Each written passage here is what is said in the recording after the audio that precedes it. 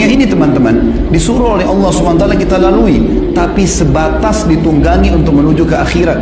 Berapa banyak orang-orang sebelum kita yang lebih tampan dari kita, lebih kekar tubuhnya, lebih putih kulitnya, lebih kaya hartanya, lebih banyak keturunannya, lebih mewah rumahnya, dan segala macam hal, tapi sekarang mereka sudah berbaur dengan tanah. Dan saya dan anda semua sedang menuju ke sana. Kita ini teman-teman sedang menuju ke liang lahat kita masing-masing.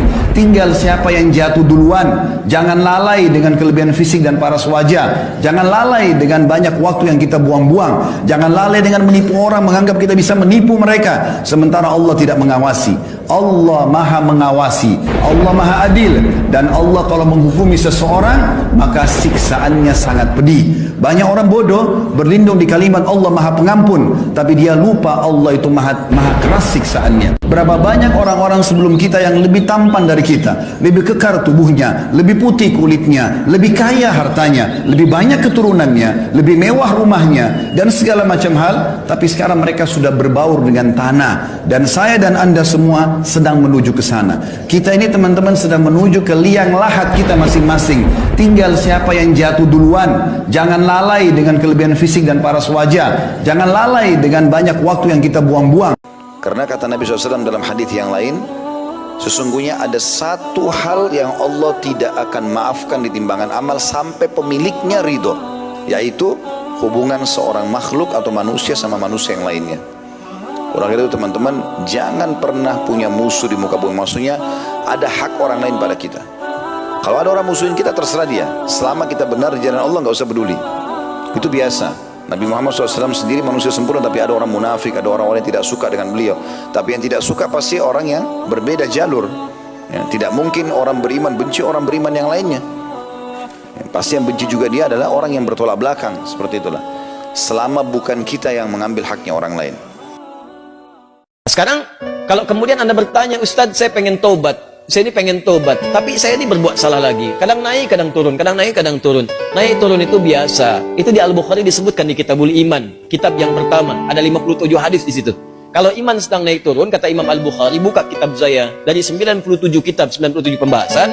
Pembahasan pertama Babul Iman, Kitabul Iman 57 hadis. Di antara hadis yang mengatakan al-imanu yazidu wa yantaqis.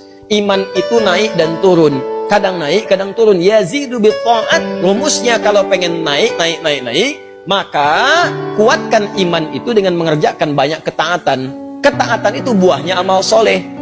Kerjakan amal soleh. Amal soleh itu detailnya adalah pekerjaan-pekerjaan ibadah. Salat, amal soleh. Jadi kalau iman sedang turun, pengen dinaikkan, maka perbanyak amal soleh. Karena itu dalam Al-Quran kalimat iman sering disandingkan dengan amal soleh.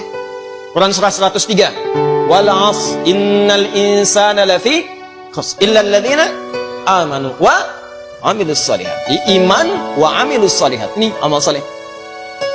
Detailnya amal soleh nampak pada ibadah. Makanya setelah kalimat iman kadang ada detailnya ibadah. Kalimat iman pertama Al-Baqarah ayat 3. Alladzina yu'minuna bil ghaib wa bimunas shalah. Salat wa mimma razaqnahum infaq. Ya ayyuhalladzina amanu Al-Baqarah 183. Kutiba alaikumus yang puasa. Tuh. Ada yang imannya diuji lagi dengan lebih dahsyat. Ya hari Jumat, besok Jumat nih. Waktunya untuk Jumatan, tapi proyek Anda di perusahaan ditandatangan pas Jumatan, nilainya 100 miliar. Yang kalau nggak ditandatangan di waktu itu, gugur proyeknya. Pertanyaan saya, pilih Jumatan, pilih proyek. Ayo.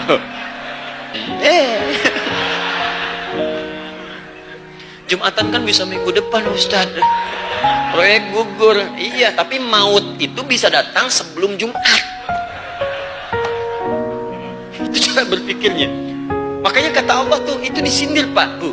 Yang berpikir seperti itu disindir. Maka turun Quran surah ke-62 ayat 11 itu.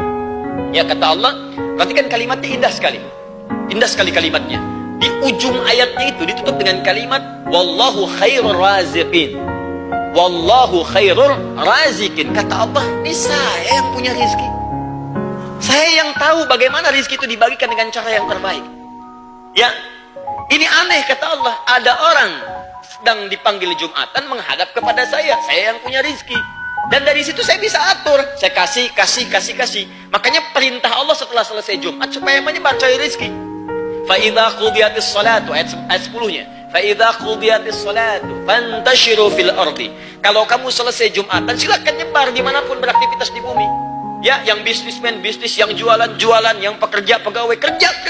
Nanti aku berikan keberkahan di pekerjaan itu.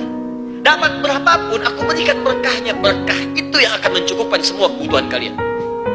Kalau banyak didapat, berkahnya nggak ada, nggak akan pernah cukup, Pak. Banyak tapi nggak berkah, nggak akan cukup.